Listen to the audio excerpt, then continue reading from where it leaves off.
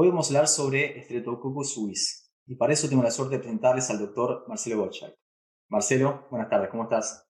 Hola, ¿qué tal? ¿Cómo estás? ¿Todo bien? Muy bien, qué bueno tenerte de vuelta por acá, Marcelo. Un placer para mí estar acá.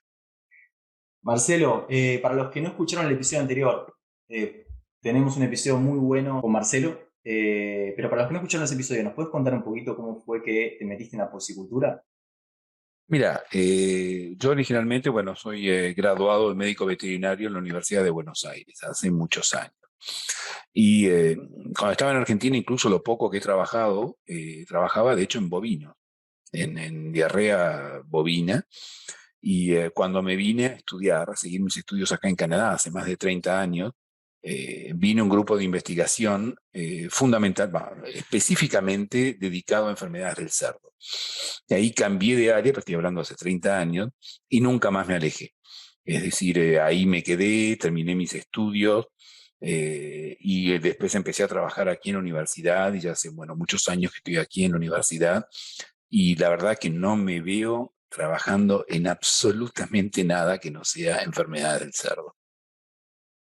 Sí, sí, sí, sí, sí. Ya no hay vuelta atrás, Ya esa es la no, ya no hay idea. vuelta, ya no hay vuelta atrás, me parece algo apasionante, me parece algo.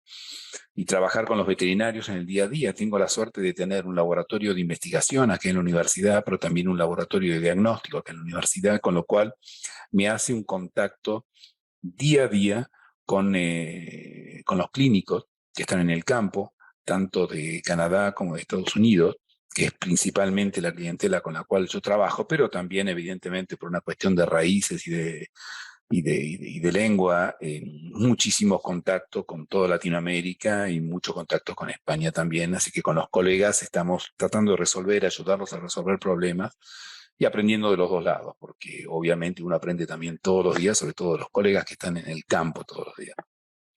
Vamos a aprovechar entonces esa experiencia. Es súper importante, no solamente la parte académica, sino también la parte de campo, que es lo que te da un feedback y te guía, ¿no? En la investigación. Totalmente. Yo si me sacan la parte de contacto y tener un pie en el campo, lo que hago creo que no tendría ningún tipo de valor. Y nosotros dirigimos un poco la investigación más aplicada que hacemos, sobre todo a los problemas que son prácticos y a los problemas que son fundamentalmente del campo. Y dentro de las líneas de investigación que vos estás desarrollando allá en Canadá, ¿cuáles son las principales enfermedades que tratás? Mira, yo me he concentrado, mi laboratorio de diagnóstico hace serología y detección de la mayoría de los patógenos bacterianos, respiratorios y sistémicos, pero mi investigación fundamentalmente es en Actinobacillus pleuromoniae, en Streptococcus suis, y estamos trabajando también bastante en Glasserella haemophilus parasuis. Son los tres patógenos, pero fundamentalmente te diría que entre APP y Strep suis es posiblemente el 80% de mi tiempo. Muy bien. Ya sabés, Marcelo, que a mí me gusta tocar primero el impacto que generan las enfermedades, un poco como para despertar la conciencia de muchos productores que lidian con esto y quizás no le dan una magnitud económica del impacto o de la performance de los animales. Entonces, para ponernos a todas las mismas páginas, ¿puedes comentar cuál es el impacto de Streptococcus suis en la industria porcina? Mira, te voy a decir un poco, te voy a contar algo que te va más o menos a explicar el hecho de cómo evoluciona. Cuando yo llegué a Canadá, estoy hablando del año 1987, para empezar mis estudios de doctorado, trabajaba con mi supervisor, profesor, el doctor Higgins, Robert Higgins, que ahora está jubilado, un bacteriólogo excelente, y él me dijo, 1987, me dijo, mira, empecé a trabajar en una bacteria que no tiene mucha importancia. Él lo llamaba un sideline, algo al costado. Me dice, pero por ahí te interesa. Yo lo miré y me dice, es Streptococcus suis. La verdad que nadie le da mucha bola. Pero yo dije, bueno, es algo nuevo. Y ahí empecé a trabajar, hace 30 años con eso. Eso era en 1987. A través de los años, obviamente la gente dice, pero bueno, afecta un poco a los animales en transición, después los animales se recuperan, la mortalidad, y yo voy a volver con eso, la mortalidad no es muy alta, es 4 o 5% puede llegar, no es una mortalidad muy alta, sí, afecta, pero bueno. Pasaron dos cosas a lo largo del tiempo. La primera fue el PIRS en los países que fueron afectados, donde hizo explotar la infección podemos volver después más tarde, pero todo lo que sea coinfección y todo hizo explotar la infección, a Strep suis, donde pasó a ser algo mucho más importante. Pero verdaderamente el impacto, y quizás todavía en algunos de los países de Latinoamérica no se vea, es más, te diría que en Estados Unidos y Canadá se empieza recién a ver, pero que en Europa es muy marcado, es el retiro de los antibióticos. Y eso cambió absolutamente todo. ¿Por qué? Porque la infección que se ha vuelto incontrolable en ausencia de antibióticos es Streptococcus suis. Cuando yo te decía que la mortalidad es más o menos del 5%, nosotros tenemos estudios donde se han retirado los antibióticos y la mortalidad es de más del 20%. Es decir, cuando la gente dice una mortalidad de 3, 4%, es cuando están poniendo penicilina, amoxicilina, están poniendo antibióticos para tapar, preventivo, metafiláctico, para tapar ese tipo de infección que está saliendo. Ahora, ¿qué pasa?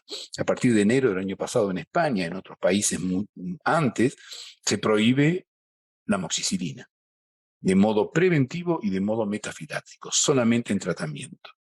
Y eso ha hecho explotar los casos.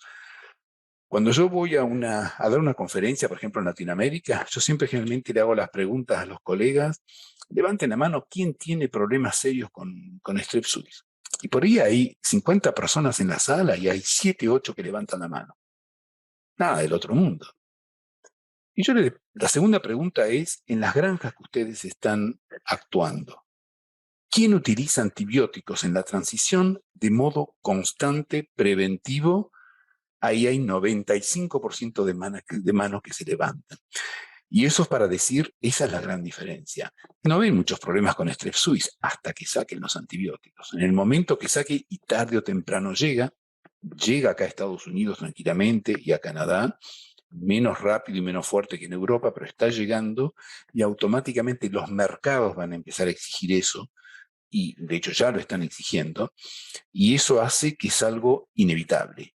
Tarde o temprano vamos a una reducción importante en los uso de antibióticos en la transición, y lo que tienen que esperar que va a explotar va a ser el Strep suis. Y es ahí donde la importancia de la enfermedad en estos momentos es más marcada. Excelente, no, clarísimo. Y es algo que normalmente, trabajando en granja, ¿no? Uno lo trataba, vos dijiste, una amoxicilina, una penicilina, y a veces lo combinábamos con una dexametasona por el tema de inflamación, Sí. pero, Meningitis, exacto. exacto. Y con eso lo controlaba, porque hace unos 15 años uno decía, tengo problemas con el Strep suis, no tengo vacunas, vamos a volver después.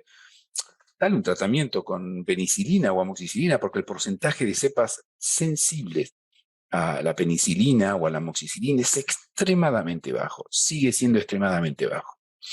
Eso no quiere decir que Strep suis no sea eh, no tenga una importancia en la transmisión de resistencia, porque la bacteria es hiperresistente a un montón de antibióticos y transmite esa resistencia a otras bacterias. Entonces, es un problema en antibioresistencia, no curiosamente un problema en antibioresistencia para el tratamiento de la misma enfermedad. Entonces, tú decías, aplico una amoxicilina, aplico una penicilina y el problema lo controlas y reacciona muy bien, a veces con un antiinflamatorio, como tú dices, perfectamente bien, para controlar más los casos de meningitis, y la infección se controla y la mortalidad baja por ahí a 1%, 0.5%, se controla muy bien. ¿Qué pasa cuando no te dejen usar ese antibiótico? Es ahí el problema. Por estas razones que aumentaron tanto el número de publicaciones, cuando uno hace una... Yo me tengo que preparar para hablar con vos, ¿no? Pero me tocó hacer la tarea de ponerme a leer las últimas publicaciones y demás, y busqué, y realmente hay una exponencialidad en el incremento de los estudios en los últimos 10 años, se dobló, de hecho, en los últimos 10 años. ¿Es por eso? Dos causas. Una de las causas, sobre todo en los últimos años, yo te diría que a los últimos 7, 8 años es fundamentalmente el control en los antibióticos. Antes ya había un aumento, como lo decís bien, fundamentalmente fue por el boom de la enfermedad humana por Strep suis. Hubo 2 epidemias muy conocidas, especialmente en China, la segunda, hace unos 15, 16 años de eso, donde nosotros fuimos los únicos que intervenimos para ayudar a los chinos a identificar, donde hubo mucha gente muerta, fue una epidemia en China relacionada con la producción porcina, donde se murió mucha gente. El Strep suis es un patógeno para el humano, que le causa más o menos las mismas infecciones que se ven en los cerdos, que se ve de meningitis, endocarditis, sepsis con muerte muy rápida. Y nosotros intervenimos y ayudamos a identificar y caracterizar, nos mandató la Organización Mundial de la Santé para ir a ayudar a los chinos y poder ayudarlos a salir. Pero a partir de ahí se destapó algo que no se sabía y que en países como Tailandia o Vietnam, con los cuales colaboramos mucho, en humanos adultos, casos de meningitis es la primera causa de casos de meningitis.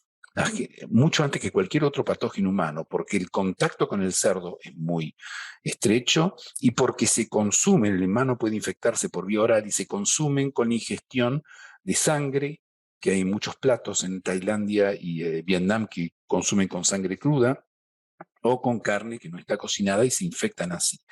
Ese impacto en medicina humana hizo que muchísimos investigadores que no trabajaban en el cerdo empezaran a trabajar en Strep suis y que se hayan interesado. Así que te diría que hasta hace, sigue siendo ahora, pero hasta hace 4 o 5 años la parte humana era importante y en los últimos años la parte de resistencia a los antibióticos, alternativas, encontrar de qué modo se puede controlar la infección es lo que ha llevado a mucha más gente a publicar, y como tú dices, te lo comparas con Glasserella Haemophilus parasuis, que también es un problema en la transición, que también causa enfermedades similares, y hay 10 veces más publicaciones de Strep suis. Por cada paper que aparece de Glasserella o Haemophilus, hay 10 publicaciones que aparecen en Strep suis, porque ha llamado mucho más la atención. Y siendo que el retiro de antibióticos, digamos, afecta a diferentes agentes, ¿no? Que acabas de mencionar. Uno a veces trata y no sabe para qué agente está tratando, sino que trata para ciertos síntomas. Y acabas de mencionar Pasteurella y también tenemos Mycoplasma. ¿Por qué es que surgió, digamos, este incremento en la preocupación con Streptococcus y no con Mycoplasma o con Pasteurella? Porque curiosamente el retiro de antibióticos, en el caso, por ejemplo, si hablamos de Haemophilus parasuis, si hablamos de Strep suis, el retiro de antibióticos tendría que haber afectado casi por igual a los dos. Y sin embargo, si bien hubo un cierto aumento también de casos de Haemophilus, de Glasserella o incluso de Pasteurella, pero el aumento en el Strep suis, yo creo que la cantidad de cepas que pueden encontrarse en las tonsilas esperando poder actuar en el cerdo de Strep suis, la cantidad es mucho más importante, la variedad es mucho más importante y quizás es una hipótesis haya sido eso lo que ha inducido a Strep suis a invadir mucho más y a provocar mucho más esos aumento en el nombre de casos clínicos. Pero tu punto es muy bueno, porque cuando saca los antibióticos tendría que empezar a aparecer de todo. A veces aparecen más cosas, pero de lejos, el que picó primero, de lejos, fue Strep suis. Clarísimo, clarísimo. Ahora, a la hora de controlarlo, hay diferentes personas dentro de la audiencia, veterinarios, productores, que están parados en un lugar diferente. Algunos todavía pueden usar antibióticos, y lo usan de una manera hasta preventiva, y hay otros que ni siquiera tienen ese recurso. ¿Cómo hacemos para controlar este agente? Mira, el control, lo primero que va en el control, y disculpame, yo me mezclo al lado, va con el diagnóstico. Uno de los problemas importantes que tiene, nosotros lo llamamos, en inglés se dice Strep suis Associated Diseases, enfermedades asociadas por Strep suis. ¿Por qué no se dice causada por Strep suis? Porque a veces son causadas verdaderamente por Strep suis y a veces son asociadas. Strep suis es una bacteria que a veces interviene cuando le conviene y puede. Y cuando puede, cuando el manejo no es correcto, cuando las condiciones del medio ambiente no son correctas, cuando aparece algún tipo de coinfección que le ayuda a abrir la puerta. Y entonces hay que hacer un diagnóstico primero para saber que Strep suis es el agente primario, porque Strep suis se aísla fácilmente. Y te voy a dar un ejemplo, un aislamiento de pulmón en el caso de Strep suis no quiere decir prácticamente nada. Y la gente envía pulmones, aísla. ¿Por qué? Porque la bacteria baja normalmente, contamina los pulmones y puede estar ahí no causando ningún tipo de problema. Entonces el diagnóstico hay que hacerlo como corresponde para saber si la causa primaria es verdaderamente Strep suis o aparece después causada por un montón de otros factores de manejo de medio ambiente, porque no hay absolutamente nada, salvo llenarlo de antibióticos, nada que va a funcionar, porque la verdadera causa es el desequilibrio que hay en el medio ambiente o en el manejo, y el Step Suis lo que hace es aprovechar eso. Reduciendo y calmando eso se controla mucho mejor la enfermedad. Ahora, si tienes un diagnóstico como corresponde, bien hecho, que significa varios aislamientos, serotipificación, hay gran variedad en serotipos, son las variantes de Strep suis, hay 29 variantes distintas de Strep suis, antes había 35, y hay una gran variabilidad.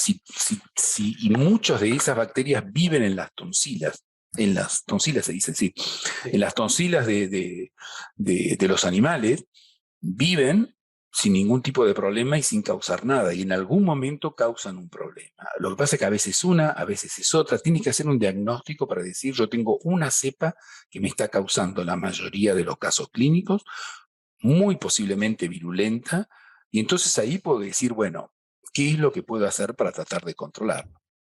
Pero sin sacar el ojo a todo lo que rodea la infección, porque si no es como tomar una aspirina para un problema de apendicitis. Te va a sacar un poquito el dolor, pero el paciente se va a terminar muriendo si no lo operás.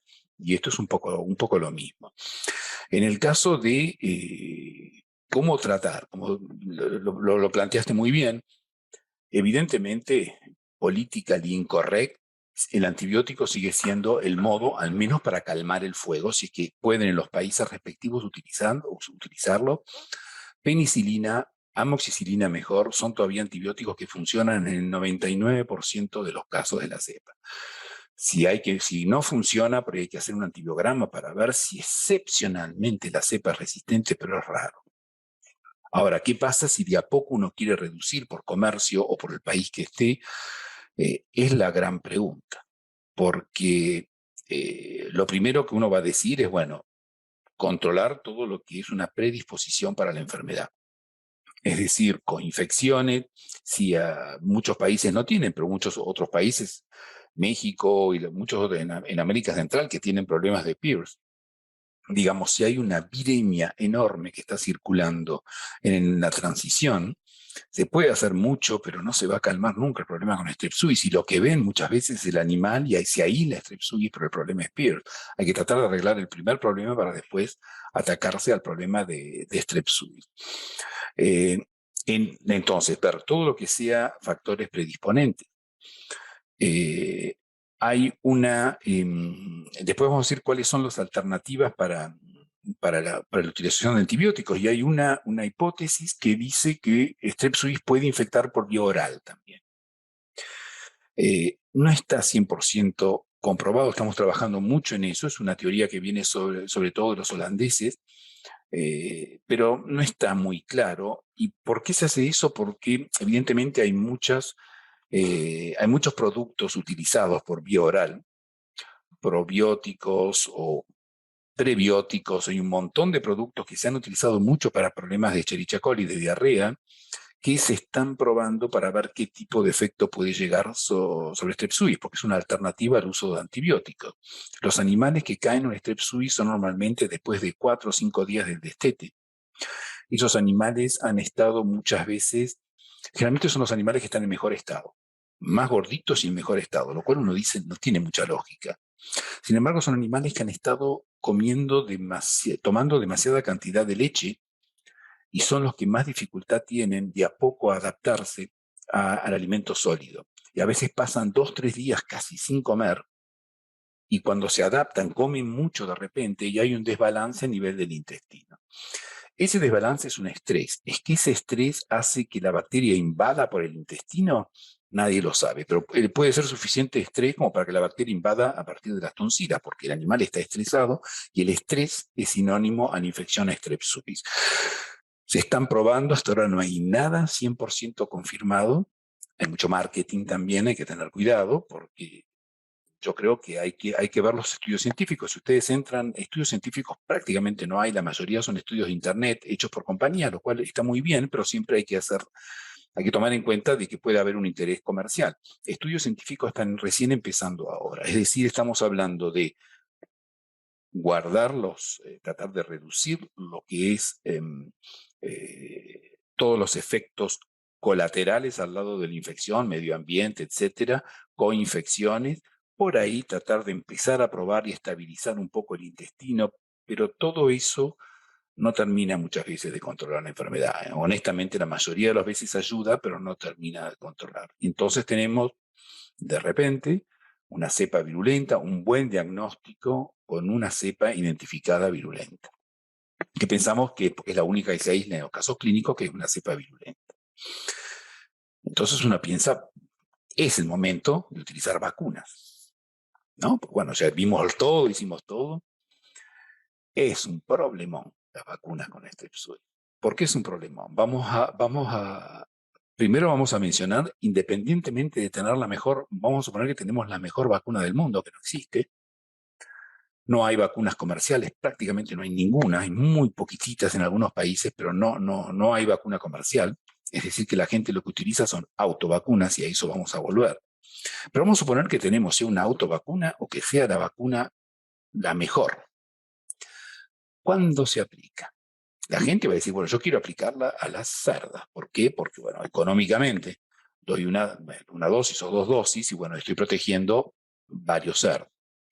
El problema, nosotros tenemos estudios, ya hemos publicado varios y estamos con otros, donde vemos que la inmunidad maternal con vacuna, sin vacuna, baja tranquilamente hasta la semana 4, 5 de vida del animal. Típico momento del animal cae enfermo, porque cae enfermo porque no tiene anticuerpos. Esa es otra de las razones por las cuales cae enfermo. Tiene 0 anticuerpos en ese momento. Entonces yo puedo vacunar a las madres, puedo aumentar una semana de protección en los lechones, pero a partir de la semana 6, los lechones están totalmente susceptibles a la infección. Entonces tengo el problema que vacunar a las madres, que es lo que todo el mundo quiere hacer y lo que se hace normalmente en el terreno. No hay hasta ahora ninguna prueba científica que diga que puede proteger a los animales en la mitad de la transición o más tarde. Entonces, bueno, me cuesta más caro, pero voy a vacunar a los lechones. Y la gente, bueno, trata de vacunar. Ya el hecho de movilizar gente y todo para vacunar en los lechones, el costo es mucho más alto, es encontrar el número de dosis. Y están vacunando a la semana 1 cuando se hace el manejo de los lechones con hierro, etcétera, en ese momento, porque los tienen que manipular, les dan la primera dosis y la segunda dosis al destete más o menos a las 3 semanas. Todos los estudios que hicimos nosotros, todos, el 100% y que son varios, indican que los lechones vacunados a esa edad producen 0 anticuerpo, nada. Hay 2 posibilidades. Posibilidad número 1, que el sistema inmunitario sea todavía muy joven y la bacteria es una bacteria capsulada, tiene una especie de cápsula en azúcares que la protege y que la hace muy poco inmunogénica. Las vacunas no responden bien. Pero lo que también hay, ya lo hemos demostrado en algunos estudios, es interferencia con los anticuerpos maternales. Entonces, vacunar a los lechones a la semana 1 y a la semana 3 no da absolutamente nada. Vacunar a las madres no me llega todavía la protección a los lechones. Nosotros lo que hemos demostrado es que si con algunas vacunas, si vacunamos a la semana 3 y a la semana 5, que es lo que hemos hecho porque hacemos a las 7 un challenge, podemos ver algún tipo de protección. Pero por ahí muy tarde. Eso puede servir para los que tienen problemas tarde en la transición y no muy temprano. Vacunar a las madres puede servir a los que tienen problemas bajo la madre, es decir, porque existen los problemas de estreptosis bajo la madre. Eso es otra cosa, pero vacunar a las madres se puede llegar a hacer. Es decir, hay 2 cosas. ¿Cuándo aplicar la vacuna? Yo después les voy a decir cuál es hasta ahora lo que se recomienda, mismo si no hay gran prueba, pero nada más que esto es para presentar la dificultad y que no es por nada que todavía no hay una vacuna comercial. Nosotros estamos trabajando, otros están trabajando, pero no es tan fácil encontrar el buen momento para dar la vacuna. Ahora vamos a suponer que es lo único que tenemos si queremos dar una vacuna. Si queremos dar una vacuna, tenemos que indefectiblemente utilizar una autovacuna. ¿Qué es una autovacuna? Es una vacuna hecha a partir de una cepa aislada en la misma granja, un mismo sistema. Hoy en día se deja para sistemas piramidales y se permite utilizar la misma autovacuna en distintas granjas. Producida por un laboratorio privado, en general, con un ayudante que es del laboratorio. Y bueno, vemos ahí, algunos lo van a aplicar a las madres, otros los van a aplicar a los lechones, la mayoría lo trata de aplicar a las madres. Mismo si no se ven anticuerpos muy tardes, algunos dicen que se ve algún efecto positivo. Y yo creo que por ahora es lo que hay, pero antes de ir a eso. Yo le hice la definición de una autovacuna. El problema es que ustedes compran una vacuna comercial de un laboratorio X en Argentina, en México, en Canadá, en Hungría, y es la misma vacuna, producida del mismo modo, evaluada, todo es exactamente, ustedes, la botellita que están usando es exactamente lo que tiene adentro, está escrito en otro idioma, pero lo que tiene adentro es lo mismo. Una autovacuna está hecha por un laboratorio que lo único que tiene que demostrar, según la reglamentación de los países, es inocuidad, es decir, que no haga en general una reacción fuerte en el momento de inyectarla. No hay estudios de protección, no hay estudios de anticuerpos, no hay estudios de nada. Cada laboratorio tiene la libertad absoluta de producir esa autovacuna como le parece. Vamos a hablar de ayudantes rápidamente, pero simplemente para decirles, cuando ustedes tienen 2 mililitros de la autovacuna, una parte es la autovacuna, otra parte es el ayudante. Lo más caro es el ayudante. ¿Qué hace un laboratorio? Yo digo en general, ¿qué es lo que puede hacer un laboratorio? Tratar de reducir al máximo la cantidad de ayudante, manteniendo una actividad de la vacuna para reducir el costo de la vacuna. Eso es nada más que un ejemplo, pero hay miles de variables. Cómo se hace crecer la bacteria, la concentración de bacteria, cómo se mata la bacteria. Cada laboratorio hace algo distinto. Y lo más importante es el ayudante. Nosotros tenemos estudios hechos con bacterinas producidas por nosotros mismos, como si fuéramos una fábrica de autovacunas, y probamos 6 ayudantes distintos. De los 6 ayudantes, 5 no respondieron en absoluto los animales. Lo hacíamos a las 3 y 5 semanas de vida, con una descarga a las 7 semanas de vida. No hubo inducción de anticuerpos y no hubo protección. Un solo de esos ayudantes tenía suficiente cantidad de anticuerpos inducidos y tuvo protección. Anticuerpos muy fuertes, anticuerpos que son extremadamente reactivos. Y ese es otro problema. Si yo quiero tener una buena vacuna que me dé una buena inmunidad contra Strep suis, tiene que ser muy reactivo el ayudante, pero yo no quiero ninguna lesión en el animal. Porque si me provoca una lesión, no me sirve que me proteja contra Strep suis si tengo en el sitio. Entonces, yo sé que esto los mareo con eso. Yo con esto quiero decirles que la autovacuna no es una solución milagrosa. Mi consejo es, 1, diagnóstico. La mitad del dinero tiene que ser invertida en diagnóstico porque la mejor vacuna del mundo con una cepa que no es la correcta no va a proteger nunca. Saber perfectamente que tienen la buena cepa. Una vez que tienen la buena cepa, porque hicieron varios necropsias de varios animales, siempre se aísla 1, a lo sumo 2 cepas. Solo hago un paréntesis, tenemos autovacunas acá con 6 cepas de Strep suis y 3 otras cepas de otras bacterias. Eso es una bomba. Hay algo que no funciona en el diagnóstico, sobre todo en el caso de Strep suis. Si tienen 6 serotipos distintos, variedades de Strep suis en la misma autovacuna, en la misma granja, el problema no es Strep suis, el problema es el manejo, el medio ambiente, las coinfecciones. Y con la vacuna no lo van a solucionar nunca. Cierro el paréntesis. Es decir, tener una buena cepa, preguntarle al laboratorio qué tipo de adyuvante utiliza. Hay un adyuvante que es el hidróxido de aluminio, utilizado por muchos laboratorios y que ha sido muy concretamente probado por nosotros, que es agua para los animales. No lo ven pasar y no hay respuesta inmune. Entonces, si utilizan hidróxido de aluminio en el laboratorio, decirle que tienen otro adyuvante y un adyuvante en base oleosa. Buen diagnóstico, un laboratorio serio con un adyuvante en base oleosa, tienen al menos algo con lo cual trabajar. Pero esas son preguntas que tienen que hablar con el laboratorio que produce la autovacuna y en ese momento decidir vacunar. Yo creo que hoy en día la vacuna de las madres sigue siendo la opción.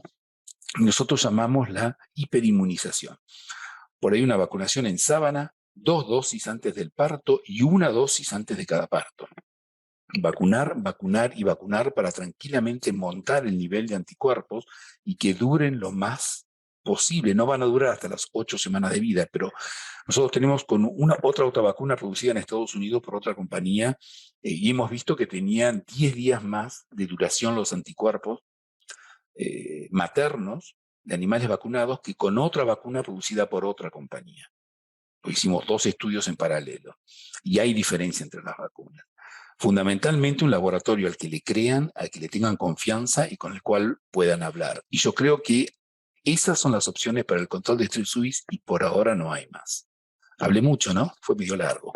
No, pero súper interesante las cosas que mencionas. Y a ver, a la hora de traerle a un laboratorio también hay muchos estudios, o debería haber estudios que avalen esa información, ¿no? De hecho, vos mencionás un par que muestran 10 días de diferencia, entonces, nada, recurrí a esa información, ¿no? Sabés que curiosamente, todos los estudios que habían publicados hasta el año pasado, que publicamos nosotros los nuestros, fueron hechos con autovacunas que producían los laboratorios de investigación ellos mismos. Muy interesante, es una bacterina, pero es investigación. Nosotros la diferencia que hemos hecho es que con los veterinarios de campo y los productores, le dijimos, ustedes compran la vacuna y nosotros le hacemos los estudios. Y eso significa que hicimos la evaluación de vacunas producidas por las propias compañías que normalmente producen en las condiciones que producen el laboratorio de autovacuna. Y tengo 5 minutos para contarte algo. Sí, claro. Cuando hicimos la primera evaluación no hubo protección. El ayudante no era bueno, vimos 0 protección, 0 anticuerpos. Hicimos otra, la que te estoy diciendo que dura más.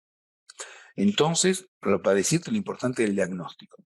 Granjas muy conocidas acá, un integrador muy importante, problemas de Strep suis de hace rato, problemas, un dinero invertido en diagnóstico, tenían 4 cepas distintas, que para mi gusto eran demasiado, pero serotipos importantes. Bueno, se metió todo en la vacuna, se hizo la vacuna. Hablamos con el veterinario, la colaboración espectacular, y nos dice, vamos a decirle al propietario, es un integrador, vamos a decirle al propietario que no se aplica un solo antibiótico, ni preventivo, ni metafiláctico, ni curativo. Animal que empieza con signos clínicos, animal que se eutanasia y se envía para diagnóstico. Y nosotros les vamos a pagar al productor las pérdidas de esos animales. Una colaboración espectacular, son ese tipo de colaboraciones que te permiten hacer una investigación. Un estudiante con un postdoc también que estaban ahí, que fueron al campo, hacían las necropsias, se hizo todo. Y empezaron a haber casos, habían sacado todos los antibióticos, empezaron a haber casos. Se tomó todos los animales, se había aplicado la vacuna y todos, nosotros viendo, bueno, a ver, hay diferencia entre el grupo vacunado con un grupo control, cosa que mucha gente no hace con un grupo control. La primera, en cuestión de signos clínicos, decimos, no hay diferencia. Los 2 grupos parecen la misma cantidad de similar muertos, similar signos clínicos. Problemas de artritis, muerte súbita, uno que otra meningitis, pero sobre todo artritis y muerte súbita. Enviamos cada animal a hacer la necropsia acá en la facultad, el servicio de diagnóstico, así que patólogo, con aislamiento. Trago corto. 95% de los casos, erisipela. No era Strep suis. Sí, sí. Es decir, si no hubiéramos hecho el seguimiento de diagnóstico luego de la vacuna, hubiéramos dicho, no funcionó. Después de todo el esfuerzo, estamos haciendo el análisis de respuesta de anticuerpos. No podemos hacer ese análisis de protección porque no aparecieron casos de Strep suis y no entendemos por qué. Erisipela no había prácticamente casos. El hecho de haber sacado la penicilina y haber sacado la amoxicilina hicieron surgir los casos. Con esto lo que quiero decir es que a veces el veterinario clínico dice, estoy aplicando la autovacuna, no funciona. O estoy aplicando la vacuna y funciona. Pero sobre todo cuando dice no funciona, tienes que seguir haciendo diagnóstico, porque por ahí la vacuna está funcionando y es y el diagnóstico clínico no es lo suficientemente potente en la transición para diferenciar un montón de enfermedades que son muy similares. Digamos, la estudiante estaba muy decepcionada, evidentemente, y yo le dije, es al revés. El mensaje, que estamos escribiendo el paper ahora, el mensaje que vas a mandar es que sin un diagnóstico como corresponde no se puede evaluar una vacuna.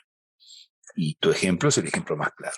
Pero quería compartirlo para decirte cómo nos podemos equivocar si no se hacen las cosas un poco más en profundidad. No, y te agradezco eso porque también aplica a otros agentes etiológicos, ¿no? Y esto, casualmente hace poco hablaba con otro referente, con el doctor Javier Sarradel, y nos mencionaba esto. A veces se juzga una vacuna comercial de otros agentes, y se la desafía, obviamente, retirando los antibióticos. Y de repente tenés otro agente etiológico que está generando signos similares y nos confunden en cuanto a No, al juzgamiento, ¿no? pero exactamente. Yo tenía hace 3 semanas, estaba hablando con un veterinario de Estados Unidos que me decía, hemos hecho la autovacuna, la hemos aplicado y no está funcionando. Tenemos más mortalidad incluso de la que teníamos antes. Yo dije, qué raro. Y empiezo a hablar y al final de la conversación me dice, claro, este año en invierno tuvimos un brote de influenza brutal. Yo le digo, ¿los tenías antes? No. ¿Y cómo vas a evaluar una vacuna cuando hay otro agente que se mete y está potencializando quizás, y la vacuna tiene sus límites, llega un momento que no puede hacer más gran cosa y hay que traerlo siempre a tierra para decir, hay que tratar de mirar el todo para evaluar. A veces no funciona la vacuna, pero como exactamente lo que dices, antes de decir eso, hay que hacer, bueno, el ejemplo que te di es lo más, el título del trabajo hubiera sido falta de protección de una autovacuna, y ahora no podemos decir eso. Digamos, ha cambiado hasta el título del paper que va a ser publicado. Sí, sí, sí, sí. Sabes que hemos desarrollado un programa de formación en nutrición para técnicos, nada, diferentes profesionales, pero en fin, una de las cosas que hacemos durante el programa es enseñar a ir a buscar la información y nada, en qué nos basamos, ¿no? Entonces, si podemos, comenzamos por un metaanálisis. En caso de que no haya suficiente información o empecemos a ir a un estudio randomizado. Y esto que menciona el doctor Gottschalk son estudios de base, ¿no? Cohort studies. Y a Claro. veces, acá tenemos que tener cuidado porque por más que no modifiquemos nada dentro del sistema de producción, las cosas cambian. Los resultados cambian, porque cambia el clima, cambia el estado sanitario, entonces, muy oportuno lo que nos comentás. Y cuando se hace la evaluación, es, tener un grupo control. La primera autovacuna que fue hecha por nosotros mismos, en la época nos permitían, hace 15, 18 años, la hicimos nosotros y se podía aplicar en el campo como prueba. Hoy en día no se puede hacer más, hay que pedir mucho permiso, pero lo hizo una compañía genética. Y tenía muchos problemas con Strep suis. Entonces, hicimos la producción de la autovacuna, pero ellos nos pidieron tantos cultivo viral de la autovacuna, tenían un pánico que les metan, no les entiendo, que les metamos algo, nos llevó 3 meses, casi 4 meses hacer la autovacuna. Cuando la tuvimos, dijimos, ya está aprobada, no tiene contaminación, no tiene nada, yo le dije, yo quiero un grupo control. Me dijeron, bueno, no hay problema, y lo hicimos como 2.000 animales vacunados, 2.000 animales no vacunados. Hacemos la vacunación, el grupo vacunado, no hubo más casos de Strep suis. Ahora, el grupo no vacunado tampoco. Ahí también desapareció Sole. Yo hablo con el veterinario, ahora cambió de compañía, pero yo siempre le hago la misma broma. Si nosotros no hubiéramos utilizado un grupo control, ustedes hoy en día seguirían utilizando la vacuna, porque estarían diciendo, me sacó todos los problemas la vacuna. Claro, claro. Sí, sí, sí, sí, sí. No, clarísimo, Todo es clarísimo. relativo en la vida, por eso. Me encanta. Marcelo, ¿algún comentario final que quieras dejar? Pensá que tenemos personas que nos escuchan en España, también en México, Argentina, escenarios diferentes. Yo creo que el mensaje final es, si ustedes quieren hacer algo con Strep suis, porque es un problema que les vuelve, han sacado los antibióticos, tienen que definitivamente trabajar con la ciencia, con los laboratorios y hablar con gente. Hacerlo directamente a campo, sin apoyo de buen diagnóstico, todo lo que yo les dije, un buen diagnóstico. El momento de decidir, ver cuáles son las coinfecciones o lo que hayas, el momento de decidir qué tipo de vacuna, qué cepa, en qué momento se aplica. Hablar es un trabajo de equipo y hay que hablar con los laboratorios, hay que hablar con todo el mundo para tratar de meter todas las chances de su lado. No esperar que la utilización de una autovacuna o de una vacuna, sobre todo autovacuna, porque vacuna todavía no hay, el Strep suis va a solucionar el 100% de los problemas del día a la noche, darle un poco de tiempo y va a ayudar, pero eso siempre con el control de factores predisponentes y tratando al máximo posible de hacer un buen diagnóstico. Es muy difícil, yo te diría, hablamos la otra vez de APP, yo me siento más confiado con APP, tengo más experiencia, casi te diría con Strepto, pero más confiado con APP porque están las herramientas. Hay modo de hacer la serología. Tengo las discusiones constantes, los intercambios constantes con las compañías genéticas que me dicen cómo hago para determinar si tengo animales portadores de cepa virulenta. Mi respuesta es, no existe ningún método. Ninguno. Absolutamente ningún método. Mientras que te vas a PPI, tienes herramientas, tienes serología, tienes un montón de cosas para decir, esta granja no tiene cepas virulentas, mientras que en el caso de Strep suis no existe. Así que hay que manejarse con lo que uno tiene, hablar con gente que tiene una buena experiencia. Yo me he golpeado la cabeza contra la pared tantas veces en 30 años con Strep suis que, bueno, uno termina algo aprendiendo nada más que de golpearse contra una pared. Pero yo creo que hablen. En mi caso, pues tienen mi mérito, digamos, a disposición de lo de alguien que pueda beneficiar un poco de la experiencia que tenemos. Muy bien, Marcelo. Bueno, Y no largamos, estamos trabajando en desarrollo de vacunas. Tenemos proyectos, hay otros también. Buscar una vacuna que cubra todos los serotipos, todas las variantes y encontrar el momento donde darla, donde aplicarla, perdón. Muy difícil, pero nosotros no abandonamos. Se sigue trabajando y por ahí dentro de 2, 3 años volvemos a hablar y la situación es mucho más prometedora. ya estoy agendando entonces con vos. Bueno, Marcelo, nada, te agradezco nada, en nombre de Serdocasi y de la audiencia, la verdad que es muy, muy interesante lo que nos compartís. Para mí un placer, un abrazo a todos. Gracias a vos, Leandro, y un abrazo a todos los colegas. Igualmente.